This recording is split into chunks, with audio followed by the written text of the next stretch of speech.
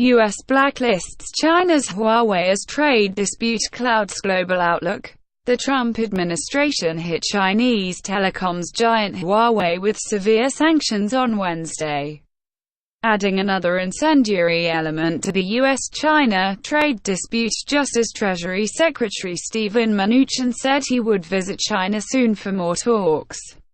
The Commerce Department said it was adding Huawei Technologies Co. Limited and 70 affiliates to its entity list, a move that bans the company from acquiring components and technology from U.S.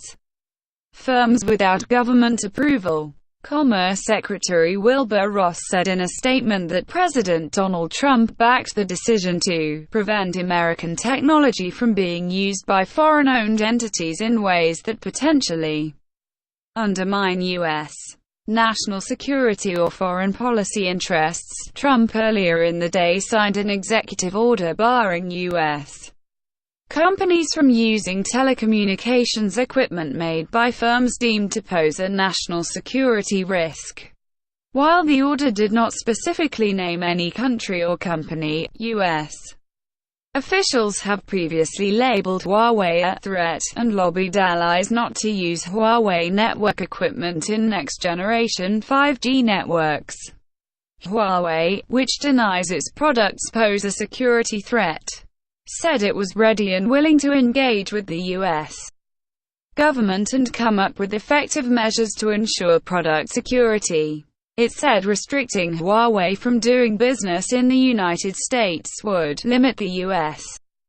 to inferior yet more expensive alternatives, leaving the U.S. lagging behind in 5G deployment and eventually harming the interests of U.S. companies and consumers. Speaking at a U.S.